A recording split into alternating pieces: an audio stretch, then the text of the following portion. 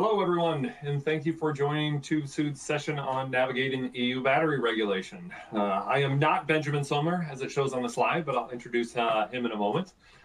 We are excited to have such a diverse group with us, from manufacturers and suppliers to compliance and sustainability professionals, all eager to understand how this regulation will shape the future of batteries and energy storage. As for me, my name is Jonathan Drew. I run TubeSud's North American battery testing and transportation testing. I'm here as a bit of a moderator before we get to our featured speaker, Benjamin Sommer. Benjamin is our business development manager for the EU battery regulations at TubeSud, with a deep expertise in regulatory frameworks, CE marking, and compliance strategies, and he has been closely involved in guiding companies through the requirements of the EU battery regulation over the last couple of years. So he's going to share not only what the regulation entails, but also how businesses like yours can proactively prepare for what's coming. So before we begin, a quick word about TubeSud. A lot of you are interested in the EUBR, but may not know exactly what TubeSud is. So TubeSud is a 160-year-old testing, inspection, and certification company operating from over 1,000 locations globally. So at TubeSud, our job is plain and simple to keep people safe. And we do that in a number of different industries across a wide swath of services, working alongside the value chain from the stem of an idea, the very germ of an idea, up through product testing, certification, homologation, the whole bit. In a nutshell, TubeSud is everywhere, working on just about everything. As for batteries, why are we here qualified to talk about batteries? So we have global expertise in large-scale labs around the world. Really with a heavy focus on our mega labs in North America, in Germany, and in China, but in smaller scales in other countries around the world. As for North America, where I think most of you on this webinar are from, our specific areas are in Detroit and Toronto. It's Auburn Hills, a suburb of Detroit, and Newmarket, which is a suburb of Toronto. So we really are working in all industries on battery testing, from battery performance and abuse, EMC testing to certification, failure analysis, and of course, the topic of the day, services related to the EU battery regulations. So with that very, very brief introduction, because I don't want to take time away from Benjamin, who has a lot of material to share with you today, I really am proud to turn this over to Benjamin to guide us through the EUBR. Benjamin, the floor is yours. Yes, thank you, Jonathan, for this introduction, and warm welcome also to the audience for this webinar. Yes, we want to use this time, the next 45 minutes. I will guide you through the EU battery regulation, to all the requirements and also the key obligations. And my aim is to give you a clear overview about the EU battery regulation. So let's start. So what is the EU battery regulation on high level? So what is the intention of the EU battery regulation? So it should ensure that the batteries must be sustainable and safe throughout their whole life cycle. And it covers all actors and activities through the whole battery market. It entered into force on 18th of August 2023. And it replaces the Battery Directive 2006/66 EC. And the difference between a directive and a regulation is that the regulation applies automatically and uniformly in all EU member states. So I also added here a picture which shows also the overall topic of the EU battery regulation, the circular economy. So starting from the raw materials to the battery cells, to the battery system, starting with the first time of use, for example, an EV battery, then possibility for a re-strategy, here a repurp to stationary storage, for example. And then the next topic is to recycle all the materials to get new batteries. Now we want to have a look to the which batteries are affected from the EU battery regulation. And first of all, I have to say all batteries applies to the EU battery regulation. But we have two exceptions. These are defense and space applications, and there is a limited scope also for nuclear applications. And battery model must be compliant continuously with the EU battery regulation. That means, for example, if there are any changes in the design, software, hardware, or something like that, it must be proven that it is still comply with the EU battery regulation. And there's Regitel 11, which is sometimes really interesting to know that batteries which are placed on the market before the date of application, the relevant requirements of the EU battery regulation are not required to meet. That means if their battery are, for example, in EU stocks before date of application, these batteries must not meet the requirements. So now I want to show which battery categories are described in the EU battery regulation. So we start with the portable batteries, and there's a subcategory of portable batteries of general use. I guess you know this type of batteries. These are the bottom cells batteries. Then there is so-called SLI battery, starter, lightning, and ignition batteries, typical starter battery, for example, in the car. Or LMT batteries, this is a traction battery for e-scooters, for example, or e-bikes. And then we have the EV, of course, the electric vehicle batteries. And the last one is the industrial batteries, where we also have a subcluster of stationary battery energy storage system. And now the question could be, what is the case when there is a battery which does not fit to one of these categories? So in this case, you have to decide if the battery is less than 5 kilograms, it comes to the battery, portable battery, sorry, in this battery category. If the battery has a weight of more than 5 kilograms, it must be done to the category industrial battery. So that means really every battery is affected from the EU battery regulation. So the next question is, who does it concern? So we have on the one hand side the so-called economic operator. The economic operator could be a manufacturer, a representative, an importer or distributor who place, for example, the battery on the European market. So we are here on EU level. For example, the manufacturer has here the main obligations for CE responsibility and also for due diligence policies.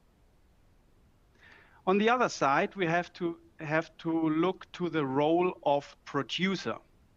The producer includes manufacturer, reseller, importer, distributor, or other natural or legal person who supplies the battery in the EU member states. So that means here we have to look at each EU member states where the battery is supplied. And here we have to check the so-called extended producer responsibility. This we will also see later. We want to go this in detail. But first of all, we have to distinguish which role of economic operator will be overtaken, and then who is overtaking the role of the producer. So now I want to show you a timeline of the EU battery regulation. You see the battery regulation is entering into force step by step. First of all, yes, there was the publication of the regulation on 2023. And I would say the first most important topic was the CE marking. This is applicable since August 2027. And the next topic is carbon footprint of the EV batteries. And you see here, it was, I have to say, planned for February 2025. But, and this we see often in the EU battery regulation, we also have to check it indicates 12 months after the delegated act entered into force. That means this requirement is not fully described in the regulation. The EU Commission must publish a delegated act, and this is still not the case. That means if, for example, today this delegated act will be published, then there is 12 months left to be compliant with these requirements. So we are still waiting for this delegated act. Also, a famous topic from the EU battery regulation is the battery passport. This is applicable from February 2027. And the next topic is due diligence policy, is also an important topic. And this was already planned to be applicable from 2025, August this year, but it was postponed for 2 years. So that means it's coming into force August 2027. And recycled content is also a topic which is planned to be applicable from 2028, but also here we have to check the delegated act, and here there is a period of 24 months.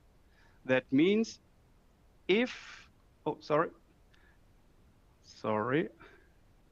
so 24 months, that means, here I am, that means the delegated act must be published on August 2026. Otherwise, also this topic will be postponed. So now this was a rough introduction of the EU battery regulation.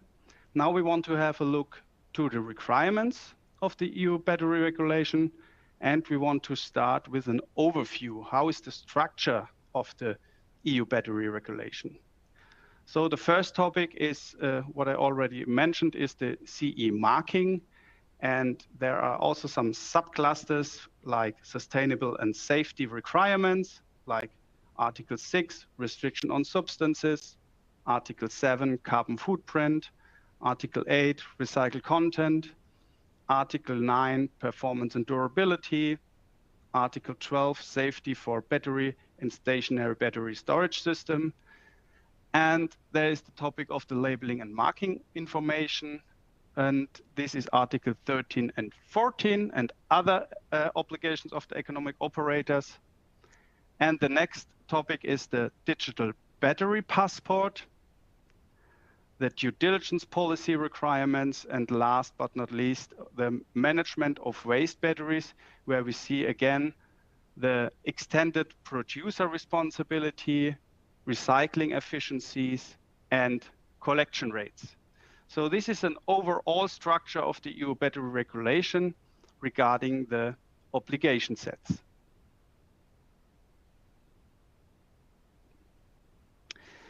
And on this slide, I want to show you the requirements per battery types, because this differs.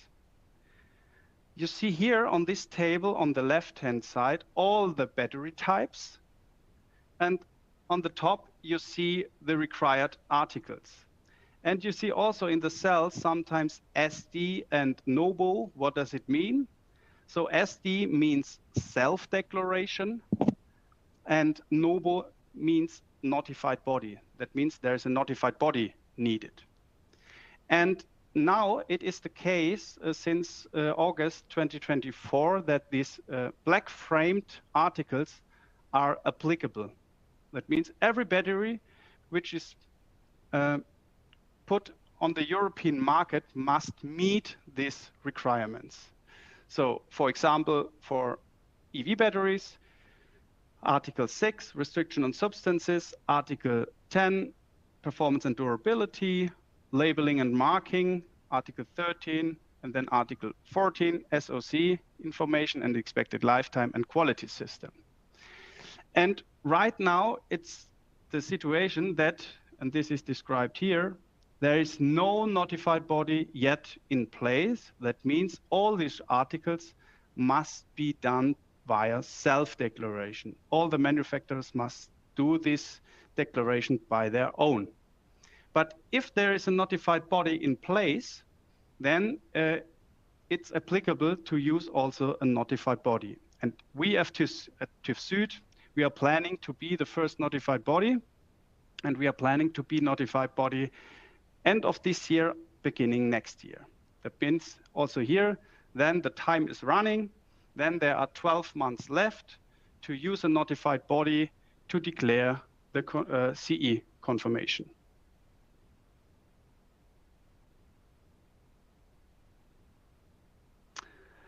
On the next two slides, I want to show you the obligation, because we learned right now the economic operator could be the manufacturer, authorized representative, an importer, distributor, or also a fulfillment provider. And what obligation do they have? This is the question here.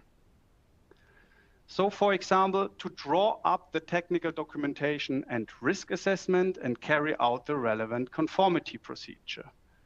The D means do, see here, and means the manufacturer is responsible for this task.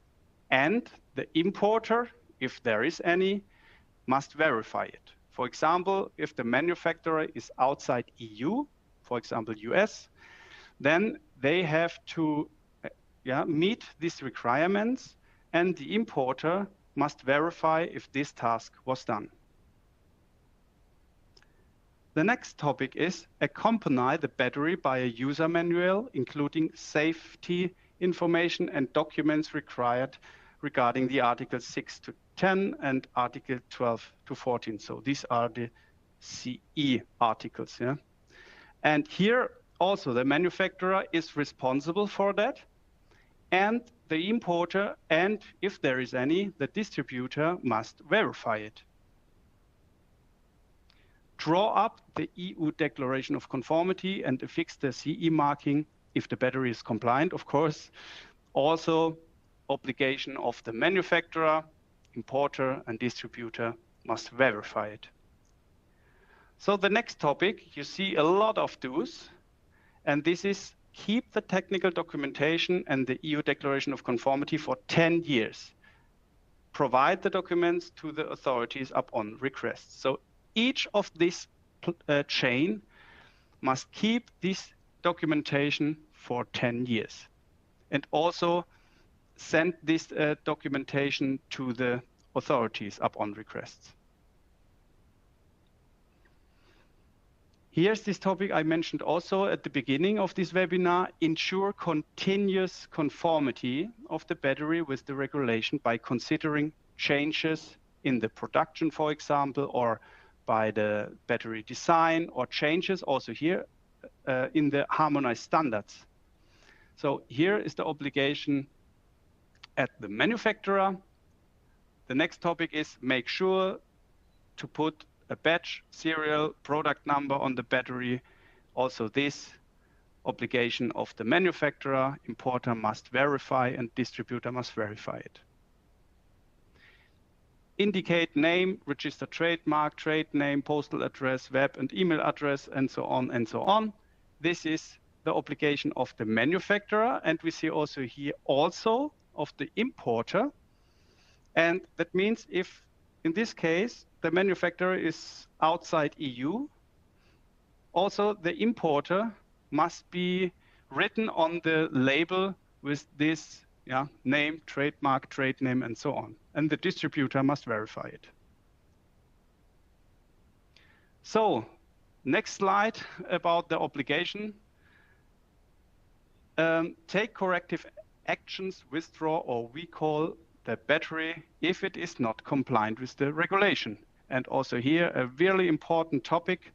Also here, everyone in this chain has this obligation. So that means if the importer sees that the battery is not compliant with the EU battery regulation, he has the obligation to act. And also the next topic, inform immediately the authority if the battery presents a risk. Also here, everyone in this chain must has to act. And ensure that the storage or transport condition do not jeopardize the battery's compliance. This is a typical topic for importer and distributor, and ensure that the handled batteries, the condition during warehousing, packaging, addressing, or dispatching do not jeopardize the battery's compliance. This is a new role for the fulfillment service provider. Protect the human health and safety of consumers by carrying out sample testing. This is the topic of the or the obligation of the importer. Investigate and keep register of complaints of non-conforming batteries. Also, this is the obligation of the importer. And the last topic, register in the register of the producer in each EU member state. We see also here, this is really on EU member state level, where the battery is made available on the market for the first time. And this could be the manufacturer, this could be the authorized representative, this could be the importer, and the distributor must verify it. This is really a big topic. We are facing on a lot of in a lot of projects to check who is producer in which EU member state. Okay, now we want to have a look to the digital battery passport.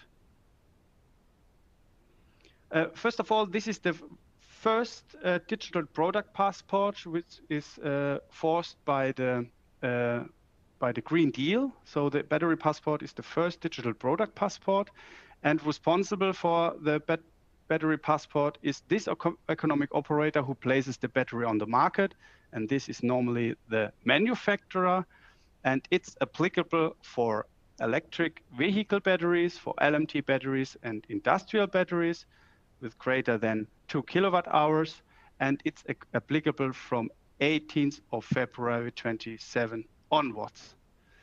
And without any delegated act, that means this date is really in place. So we have 3 information layers for the battery passports. So there must be information accessible to the general public. There must be information which are accessible only for notified bodies, market surveillance, and the Commission.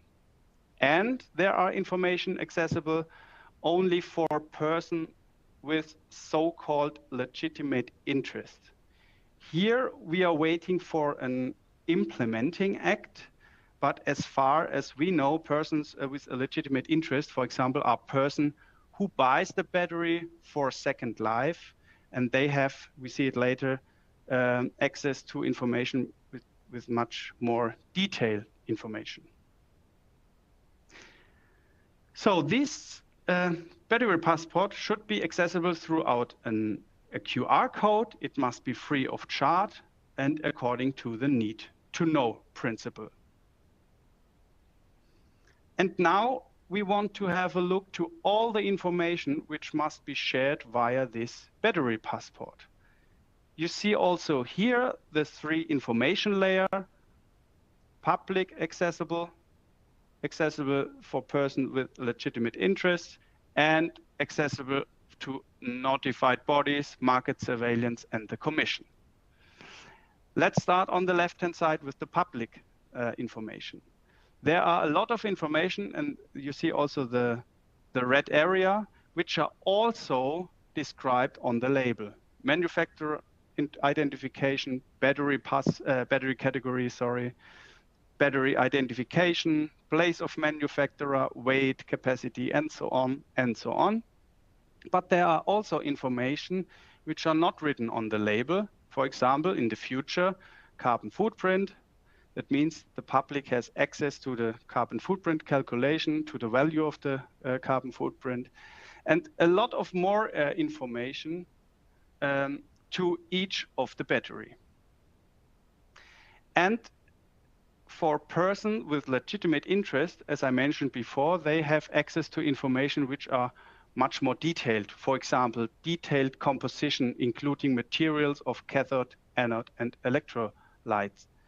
They have access to dismantling information, safety measures, and so on, state of health, and so on and so on. so that they can use this battery and can evaluate the battery to put it into second life. And on the right-hand side, we have the third information level for notified bodies, market surveillance and commission. They have access, of course, to all this information, and in addition to the test reports. So, and here's are some frameworks to the digital battery passports. So the battery passport must be accurate, complete, and up to date. Up to date means here at least daily up to date. It's described in the preamble 46. All information must be based on an open standard. It must be interoperable. It must be transferable throughout an open interoperable data exchange without vendor login. It must be machine readable, structured, and searchable. And of course, it must be of high level security, privacy and fraud shall be avoided, and the data authentication, reliability, and integrity shall be ensured. Okay, these are the obligation and the information about the battery passport. Now we want to have a look to the due diligence policy. And what are the core obligations of the due diligence policy? So it applies to all batteries which contains the following raw materials. This is cobalt, natural graphite, lithium, and nickel, and chemical compounds based on these raw materials. And it applies to all economic operators with a turnover of more than 40 million euros. It includes parent companies and subsidiaries with groups, though it means also the group is important to know with the revenue. And there is only here the exceptions do not apply to batteries which are already on the market, of course. And it was, as I already mentioned, originally planned to be started on 18th of August 2025. But then, I guess April this year, there was a so-called Omnibus 4 amendment from the EU Commission, and they changed some topics regarding the due diligence policy from the EU battery regulation. So that means the EU battery regulation are now delayed for 2 years. So that means it's entering into force 18th of August 2027. The previous threshold of 40 million euros is raised to 150 million euros. And the reporting frequency was already planned annually, but now it's planned to be over 3 years. And here is an overview about these changes. So start postponed from 2025 to 2027, the threshold from 40 million euros to 150 million euros. There is an exception. SME means small, medium enterprises. This was the original rule, but in the amendment rule, there is an extent to so-called small mid caps, which means less than 750 employees and less than 150 million turnover or 129 million assets. And also the reporting frequency was originally planned annually, but now every 3 years. And there is a guideline should be published on 26th of July next year, which describes how to fulfill the requirements.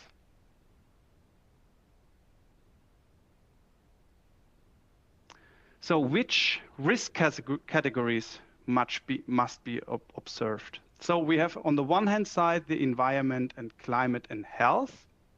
That means there's the air, water, soil, biodiversities, hazardous substances, noise and vibration, plant safety, energy use, waste, and we have the next topic, human and labor rights, worker health safety, child and forced labor, non-discrimination, freedom of trade unions, and we have the community life, where is meant the including rights of indigenous peoples.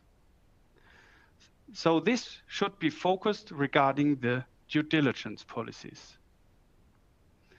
And also here, the EU Commission can change the critical raw materials. They also can change the risk categories regarding a delegated act. But so far, it's not planned. So what documentation needs to be provided?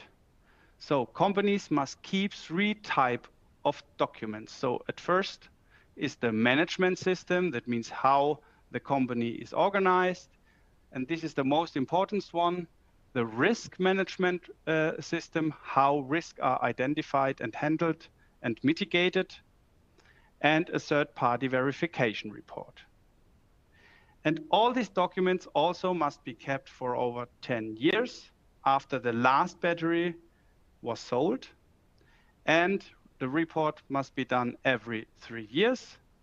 And in this report, it must be written the main risks and the problems which were found, how the problems were solved, and a short summary of the third-party verification report. So that means also here in the future, a notified body is needed. And also here, we are planning to be notified body not only for the CE, but also for due diligence. So now we are coming to the 4th topic of today. This is the management of waste batteries. So, and I put this flags here because right now we are on EU member state level. For example, for this register. So each EU member state must set up a register of producers. The producer then must register in every EU member state where they placed the battery on the market the first time. And it has to be ensured transparency and compliance check with this procedure. And now we want to have a look to the extended producer responsibility. So the producer must appoint an authorized representative or join an authorized producer responsibility organization in each member states where they sell the batteries. What does it mean? For example, this is also forced by each EU member states. As far as we know, in Germany, for example, there is an authorized producer responsibility organization which overtakes all these obligations. But it could be different, for example, in France or in Belgium or in Spain or in Italy, for example. So the producer must cover the following costs: the collection, transport, and treatment of the waste, the compositional surveys of the mixed municipal waste, public information on waste prevention and management, and the data gathering and reporting to the authorities. So the next topic is the collection rate for portable and LMT batteries. So LMT batteries are these batteries for e-bikes and e-scooters, for example.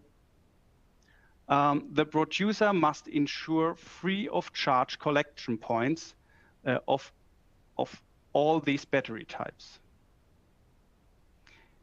And also here, the EU Commission can adjust the calculation, we will see it later, for the targets from August 2027 onwards with a so-called delegated act. Also here, EU Commission has the possibility to change this calculation.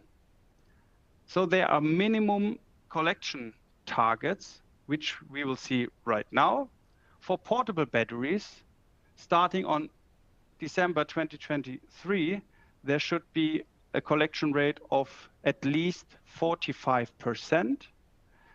Starting on December 2027, it will be raised to 63%, and starting on December 2030, at least 73%. And now we want to have a look to the LMT batteries. By December 2028, we have 51%, and it will be raised up to 61% on 2031.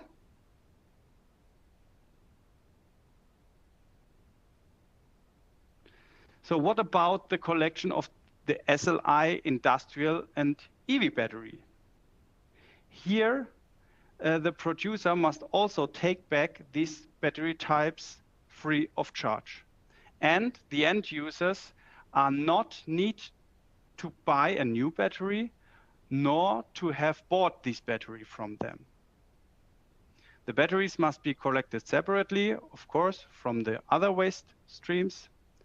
And there are no minimum collection rates, but there are recycling and recovery targets. That means here's the connection to the recyclers. The recyclers must meet the efficiency and the recovery targets for the materials. Also here, the EU Commission has the possibility to change these targets via a delegated act.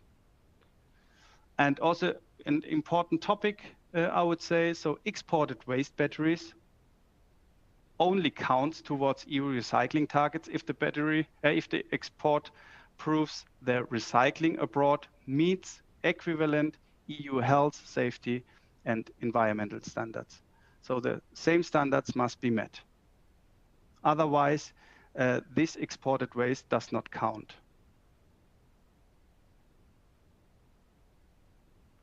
So now we want to have a look to the targets, to the recycling targets, and now they distinguished via the active materials of the batteries, lead acid battery, lithium-based batteries, nickel-cadmium battery, and other waste batteries. We also see here from 2025 onwards this year, from 75% to 2030, 80%, lithium-based batteries from 65 to 70%, nickel-cadmium battery from 80% to 80%, still the same. Also for other waste batteries, 50% to 50%.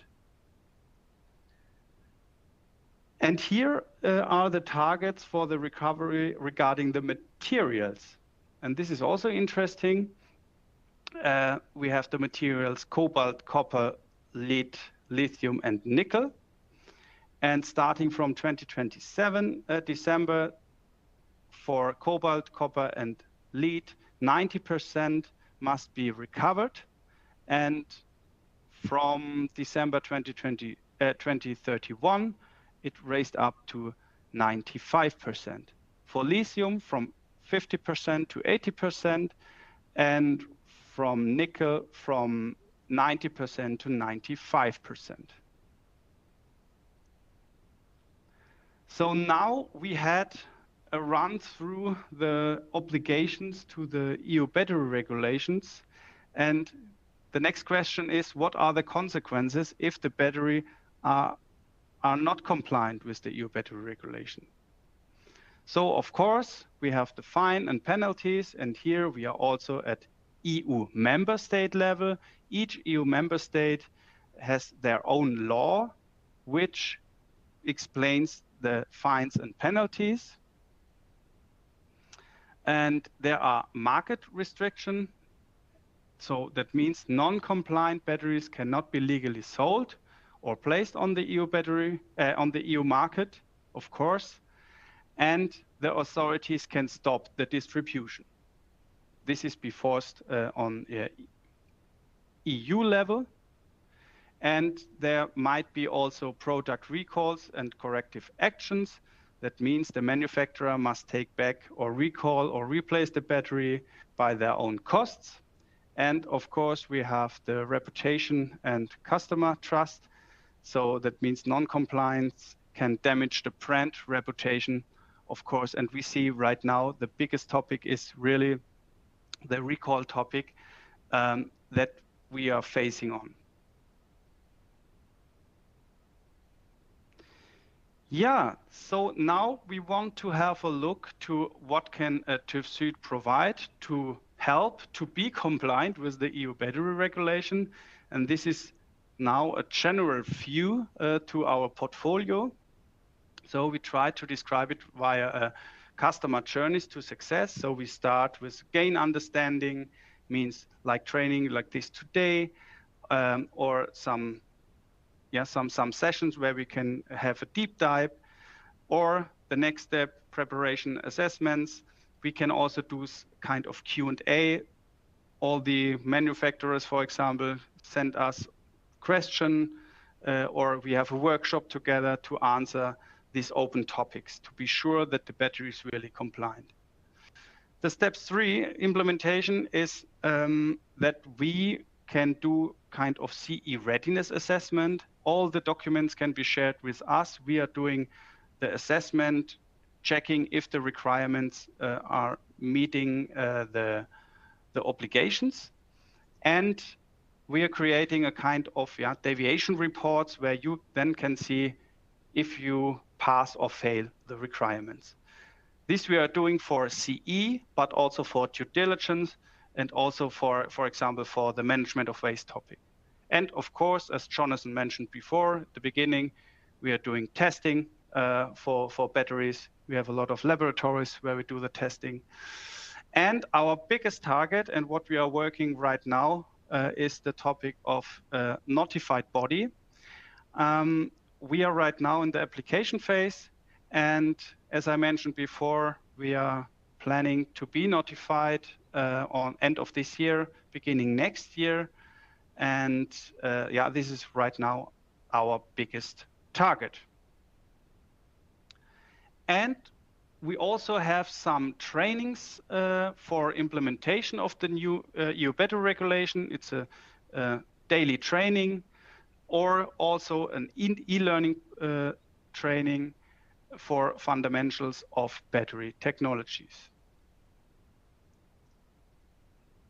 Yeah, this brings me to the end of my presentation today. I hope you've gained useful insights into the roles of the requirements of the EU battery regulation. And thank you very much for your attention. And now I guess it's time for questions. So let's discuss. Thank you, Benjamin. That was great. I'm jumping in. I'm Renata, the events manager for TÜV Süd. It looks like Jonathan is just having a slight technical difficulty, so hopefully he'll be able to jump back in just a moment. But I would encourage all of our audience to go ahead and submit some questions to our Q&A box on your screen. We will go ahead and get started if you're ready to filter through some of those, Benjamin. Mm-hmm. Okay, so our first question is, let's see here. Is there any visibility into the release timeline of the Carbon Footprint Act? Carbon Footprint Act means we have to distinguish which battery type you mentioned. So if for EV batteries, there might be the first delegated act, and we are estimating that this delegated act will be published in the next few months. But we do not have an official information. But this is what we also heard from our customer, from other, from colleagues and so on. But it's not.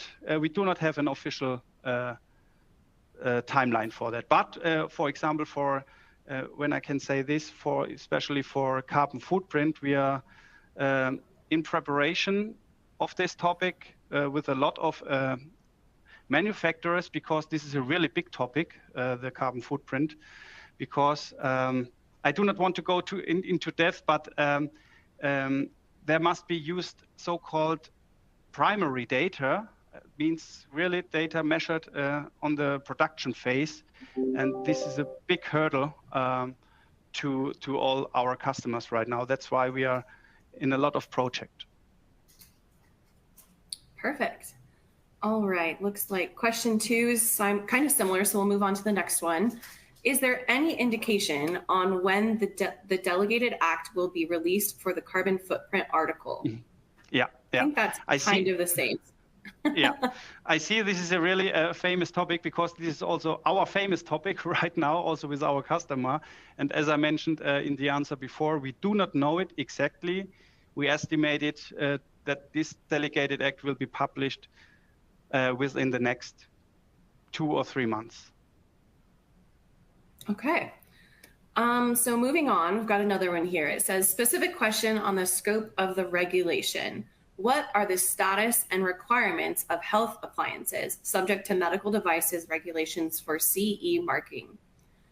Looks like she goes on further, having an internal battery aimed at the stand for the entire shelf life of the product. And then she gives an example of 3 years, but are for single use, let's see. Yeah, I'll let you take it from there. Yeah. So first of all, the EU battery regulation applies also to medical devices. This is the first topic. But we see, for example, I'm not sure from whom is coming this question, but for example, Article 11, which is not CE relevant, removability, for example, is a big topic for these devices. And also here we have a GRC report, which can be used, where a lot of medical devices must not meet the requirements, for example, for Article 11. But maybe there are also other articles mentioned, I'm not sure from this question, but we see a really big topic regarding the Article 12 for medical, 11, sorry, for medical devices. But also here, they must be CE compliant, of course. They must meet the requirements for CE. We have the due diligence policy, which must be fulfilled. Also, the extended producer responsibility must also be fulfilled. Great. Okay, got another one for you. Who are the authorities at member state level that are monitoring the EO obligations? Yes. So far, for example, in Germany, we do not have any authorities published so far. So I have to check, I guess 13 or 14 member states already announced or published the authorities. That's why, yeah, we are waiting that the authorities should be published. And yeah, we are not only waiting at TÜV Süd, we went through another EU member state where the authority was already published. And that's why we can go into this application phase where we are right now. And we have some application projects where we are now showing those authorities that we are able to be a notified body. So this is the status quo where we are right now. But so far, maybe this information, there is no notified body. No, there is no notified body. That means for CE, for example, all the requirements must be solved via self-declaration. Perfect. Okay, here we go. This is a question about the logo. CE marking is now subject to take CE logo from China products, meaning Chinese expert. And both logos are very similar looking, and if it can be easily confused. With the EU address, is the issue of battery market from China is flooding the market? Question. Oh, that's a good topic. This I have to check internally, because normally the CE, as far as I know, should be is also is a detailed information how the CE is look like, and but I have to declare this question also internally. But maybe one more information: when we are, as a notified body, are certifying the battery, there is not only the CE, but then there is also a four-digit number with our identification number, for example, 012342 Süd. But this topic I have to check again. Okay. Okay, we've got another one here. It says, what about the language on the label and on the pass? Should it be in French for France, as an example, because of the specific national law? Yes. So this is not driven by the national law, but the question is really good. Yes, the label must be written in this language where the battery is placed on the market. That means if you know, or if the battery is placed in France, the label must be in France. If the battery is placed in Italy, it must be in Italian. And also here, we see a lot of topics for the manufacturer, because often they do not know in the production phase where the battery is placed on the market. So this is really a topic where we have a lot of discussion, how to solve also this issue. Okay, great. All right, this one's about ISO 9001. So it says, does an ISO 9001 certification fulfill the requirements of the management system? And if it does not, why is that the case? Yes, good question. So ISO 9001 helps for this assessment, for example. So as far as we know right now in the application phase, we see that we are assessing, of course, the quality management system, but not the whole quality management system. We are assessing the quality management system in regards to the required articles. For example, Article 6, 10, 12, and 13, for example. So this is not an ISO 9001 assessment, what we are doing. This is an assessment with focus on the battery topics. So for example, maybe this I can say so far, right now there are the discussion that we have to do a on-site audit, but it's planned to be only for 1 day, 1 or 2 days, this audit. Okay, makes sense. Okay, let's see. Here we go. For the producers that are producing outside the EU, do they still need to register in the Register of Producers in every member state? Yes, good question. This is not possible because if you're outside the EU, you must name an authorized representative. This is what is meant. So if you, for example, a producer or manufacturer in US and you want to sell your batteries at Germany, France, and Spain, in each EU member state where you sell the battery, you must have a so-called authorized representative, which overtakes this role as a producer. Okay. To add on to that, this is from the same person. They said, does the recovery target concern the cells only or the entire battery pack? The entire battery pack. Okay. Great. So that means we saw from percentage, that means from the weight of the battery, for example. If there is the target of 50% recovery, means 50% of the whole battery. Means if the battery weighs 1,000 kilograms, 500 kilograms must be recovered. Okay.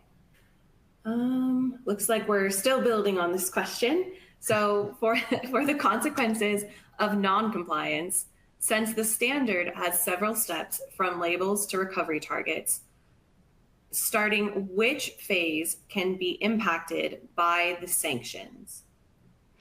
So I wrote this as a general information because we have to wait to the national laws.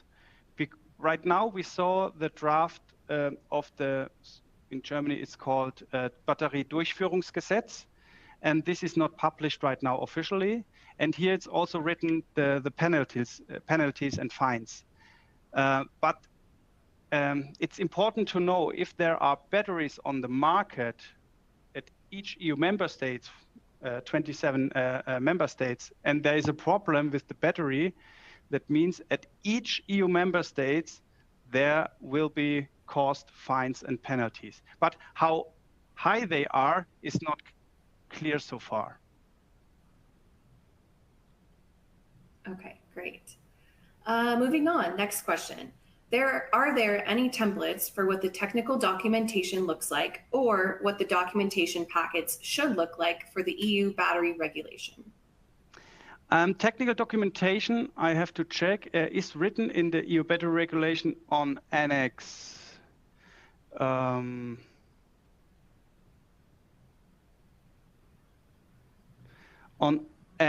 Annex 8. Maybe you can have a look on Annex 8, Part B. There is also written what must be included in the technical documentation. And this is also our evidence to prove. Okay. Let's see. Can you please confirm that portable batteries do not need a passport? Yes. only EV batteries, LMT batteries, and industrial batteries more than 5 kilowatt hours are applicable to have a battery passport. Okay. Is there a symbol to be used for the extinguishing agent on the label? Yes, there was published, but I cannot show it right now. There was published a draft of an implementing act where these symbols are shown. So if this person wants to have a look on that, maybe you can reach out to me or have an additional call, because there are some more information described which are interesting for this labeling topic. Perfect. And just a reminder, we're going to answer a few more questions, but we are getting close on time, so we'll probably do 2 or 3 more. But again, this slide deck will be shared at a later time for you to review, and we will have the opportunity to reach out from a TÜV-SÜD member if we did not get to your question today. But moving forward to the last few questions we've got time for, is a defense used for non-compliant battery eligible for CE mark? So defense is out of scope and must not fulfill the requirements of the EU battery regulation. So that means it's out of scope of the EU battery regulation. Okay. This one's a little general. It says, how much of this is applicable for the USA?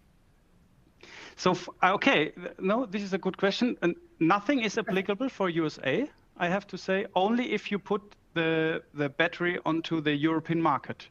So that means if in a USA company, a manufacturer designs a battery and they put the battery only on the US market, they do not have to meet the requirements from the EU battery regulation. Perfect. Okay. For the problem reporting every 3 years, is that the responsibility of the end user or the distributor? So I guess this is focused on the due diligence topic. And here it's written for each economic operator. And if you mention the economic operator is the manufacturer, distributor, importer, and so on and so on. That means every of this economic operator, but the main obligation falls under the manufacturer, because he has also the knowledge about the supply chain. Because for due diligence, we have to have a look to the whole supply chain, and this is really challenged from the raw material till the end of the product. But the most important role here is the manufacturer. Perfect. So, and maybe one information: manufacturer who is labeled on the label. So, this is a good indication to define who is manufacturer. But we often have this discussion if who is manufacturer and who is not the manufacturer, or who is not allowed to be manufacturer. Perfect.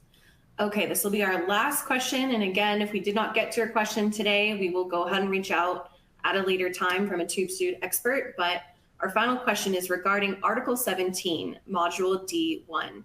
Is TÜV Süd able to perform production assessment?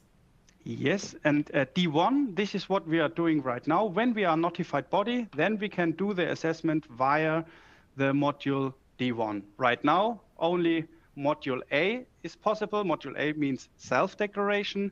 And if we are a notified body, then also D1 is possible. And this is our target, our biggest target. Great. Well, that wraps up our webinar for today. I want to thank you, Benjamin, so much for your presentation, and our audience. You guys submitted some wonderful questions. Again, please reach out to us at any moment if you have any additional questions. It looks like Benjamin's information is on the screen. And again, this presentation will be available to you shortly after this is concluded. So thank you all so much for joining, and I hope you have a great day. Thank you. Have a nice day.